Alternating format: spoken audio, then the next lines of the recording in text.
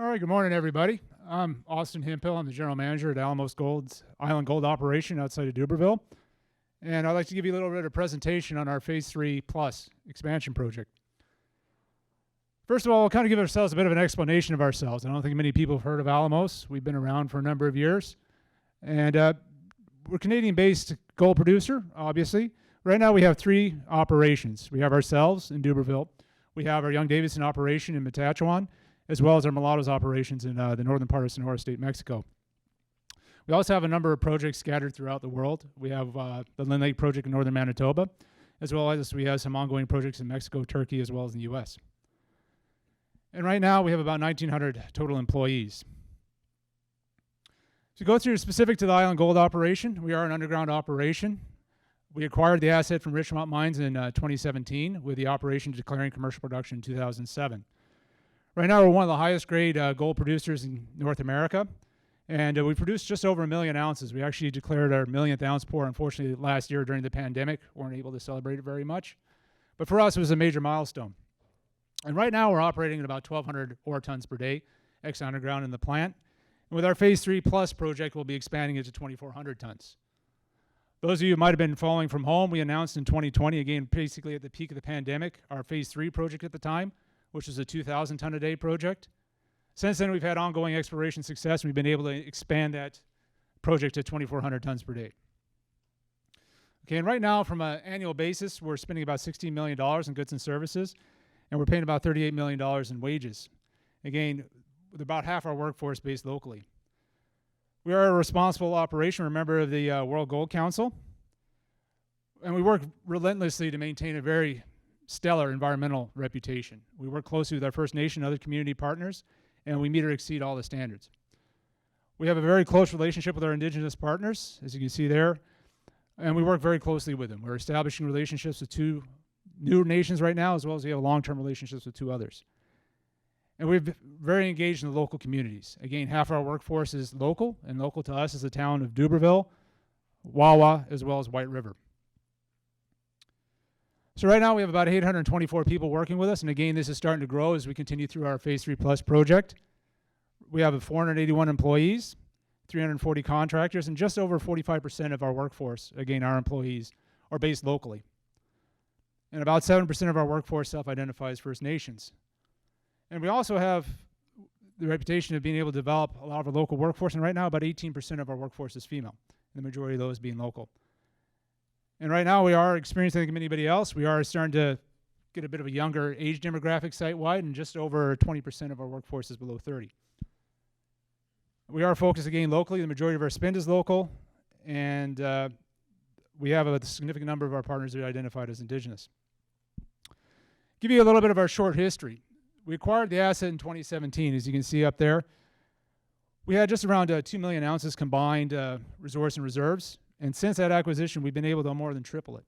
And we're continuing to have continued exploration success. We've acquired additional assets in the neighborhood, and we've expanded our tenement out there.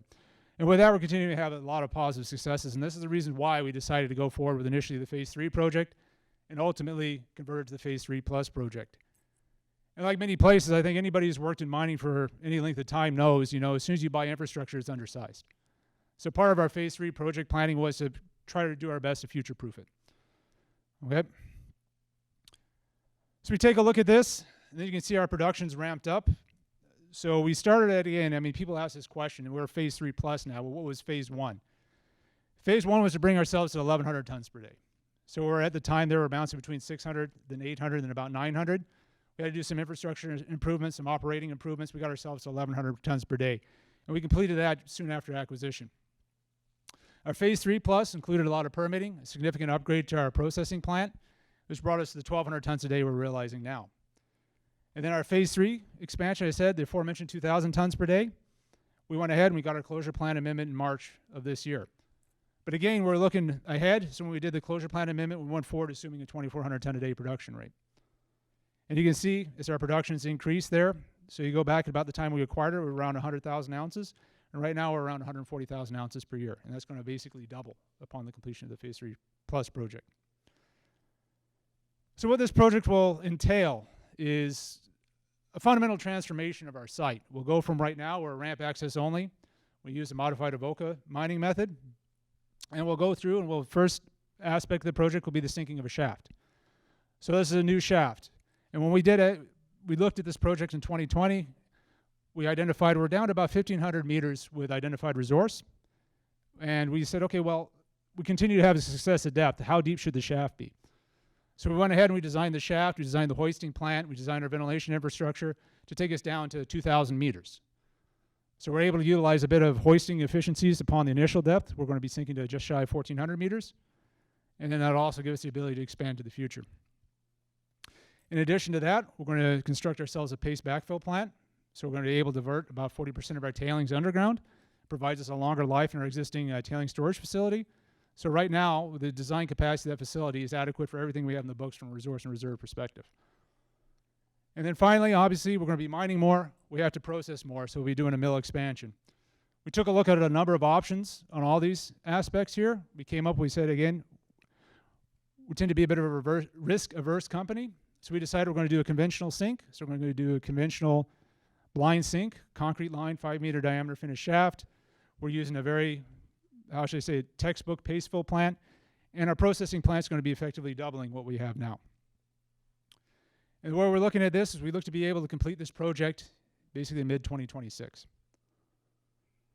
So to give you a bit of an overview, if you look in the upper left-hand corner, you can see that large pond. That's our present tailing storage facility. As you come down to it, you see that other pond. That's our secondary pond. That's where we basically ensure the water meets discharge quality before it's released to the environment. In addition to that, up in the upper center part, you can see it's calling out. That's our existing mill facility. So we'll just be expanding our mill facility. As we come down there, that's our existing portal. Again, we're portal access only, with our secondary egress being up through a vent raise. You see the paste plant is going to be located immediately north. You see that road that runs from left to right. It's called Goudreau Road. And that's going to be the limit of the infrastructure. It's going to be north of Goudreau Road. Everything else you see in red, south of, again, Goudreau Lake there, is our new shaft facility. So it's going to include the infrastructure of the shaft itself, admin buildings, dry facilities. So effectively 80% of our workforce is going to relocate south of the lake upon completion of the project. To give you a bit of a long section, this is what our mine looks like. The gray areas are historically mined out already. And you can look at our approved reserves, probable reserves are all color-coded in red and orange, and then the balance being resource. We're going to call your attention to those arrows that are pointing down to the right. That's down to the east. So we're seeing all of our expansion being plunging down to the east. So again, you can see that line of 1,500 meters. That's basically where our holes had stopped at the time we did our phase 3 project. And you can see we've actually been able to convert and find resource below that, and we're continuing to find more. So the dark line you see there is a planned shaft. Again, we go down to 1,373 meters on the initial sink with the ability to deepen it at a later time. Again, people ask, why don't you take it down all the way to 1,500 meters? Because the issue is, one, it's obviously time. We can do about a 1,400 meter shaft a little bit more quickly, able to bring it back into production. But again, as we see the ore body plunge off to the east, we want to make sure, we're making a prudent investment and we're putting the shaft at the right depth, the right location. So as we talked about this, again, a conventional double drum, double clutch hoisting arrangement allows us to sink in our hoist. Again, the shaft's being designed at 2,000 ore tons per day from a 2,000 meter depth. The shorter depth allows us to hoist additional tonnage. So the design factor we used gives us about 2,000 ore tons, 1,500 waste tons per day, total of 3,500. From the shorter depth, we're able to increase that to 4,500 tons per day. That allows us to mine a little bit more ore, but also allows us to do any future waste development we might require to develop further access to the deposit. Again, is a very conventional hoisting arrangement, 12-ton skips, again in 2 separate skip compartments. We can travel at high speed of 15 meters per second. And again, we're using just a very conventional 54 millimeter diameter ropes. As you can see, it's a conventional steel head frame as well. So we're not reinventing the wheel. The other side of it is getting our personnel to and from the workplace safely and rapidly, as well as bringing materials underground. At our present ramp down to right around just over a kilometer deep, it takes us about an hour and 15 to an hour and 20 minutes to get from the portal to the working areas. By doing this, we cut the time more than in half. We're going to be closer to 20 to 30 minutes at most to most of our working areas at the time of the completion of the project. So by doing this, again, we went a bit large here. Got an 8-ton cage. Again, we call our personnel carrying conveyances cages with 2 decks in there. So that allows us to bring 33 persons per deck, 66 people per load. And again, we can bring our entire workforce down in about an hour or less. So that's a significant truncation of time. This also is in a separate compartment. It's going to be on timber guides. It's uncounterweighted, so we're able to operate this independently. Again, those of you who've been in the mining game for a while, it's basically like a big Marianne. So again, this provides us the highest level of flexibility. Next aspect of the project, again, is our paste plant. It's a $50 million project, and the big issue we struggle with, again, we're a narrow vein mine. We wind up having to leave a lot of material in there as pillars. And again, we're a very high grade mine, average reserve grade at about 10 grams per ton. So our pillars have a significant amount of value to them. By utilizing paste backfill, we get a number of benefits. Obviously, we have an engineered fill product. We can increase our extraction ratio, as well as we can divert about 40% of our tails from our tailing storage facility back underground. And then the last aspect of the project will be our mill expansion. We have an existing mill. We have a known metallurgy. We demonstrated we understand how to process our ore. So what we're going to do is effectively twin our processing plant. Again, we have a simple metallurgy, so there's no flotation or anything, so it's a simple leach circuit. So what we'll do is effectively duplicate our existing 1,200 ton a day ball mill, utilize one of our existing, the historic mills we presently use as regrinds, and have two parallel trains. So we're going to be utilizing a lot of the materials and resources we already have and retasking and repurposing them. The other expansions we'll have, again, because we'll be hoisting all of our ore from the south side of the lake, we're going to have a truck load out, and the truck's going to tram it all the way up to the existing mill. So it's about a 2 kilometer haulage distance. So we have to have a stockpile here at surface. You can see over there that new equipment in that big green area. That's where we'll have our new stockpile facility there. Okay. Another aspect of this, since we will be introducing paste underground, we have to add a cyanide destruction circuit. Right now we use natural photodegradation for our cyanide destruct. So this gives us a bit more control over the process. And we did look at options. We looked at, everybody wants a new, shiny new mill. We took a look at it, and obviously it doesn't make sense when you have an existing mill that works and works quite well for us. In addition to this, by paralleling it, we now have 2 trains. We have effectively a significant level of redundancy online. So we go back into our capital assessment. You can see, we divide into the growth and sustaining capital there, but the life of the project, we're nominally a $1 billion project for this phase 3 expansion. We're able to fund this project wholly from the revenues of mining, both from ourselves as well as our sister operations. In addition to that, and we're looking to be able to reduce our mining costs from, like you saw before, they're about $700-800 an ounce, all in sustaining, to about $340 going forward.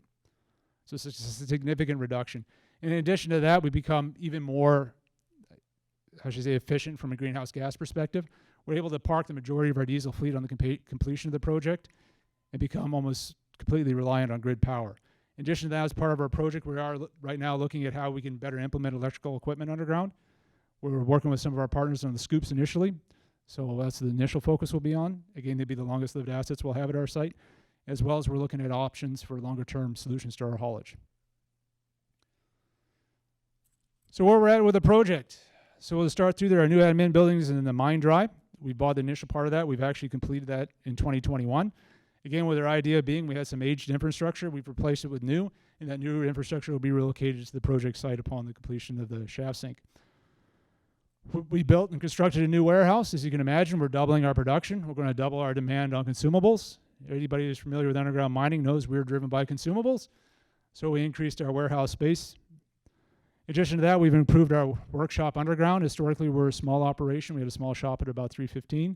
Again, I mentioned before, about 1 kilometer deep. We now relocated a larger shaft down at a 620 meter depth.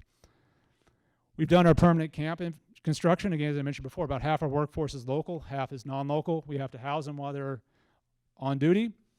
So it's about 262 rooms. All up, we have a little over, 480 rooms right now that we can put our workforce in.